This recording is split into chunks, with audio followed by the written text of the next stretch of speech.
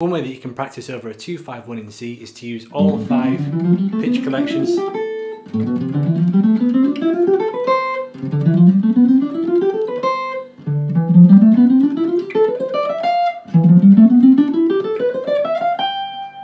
And just use the notes from the C major scale and try to think of good singable melodies. Let's give that a go now.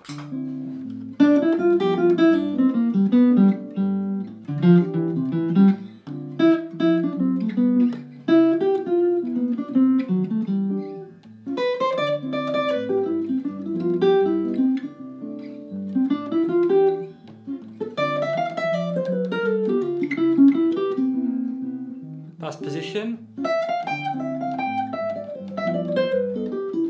Let's now use those 5 positions with some of the outside notes and a focus on chord tones.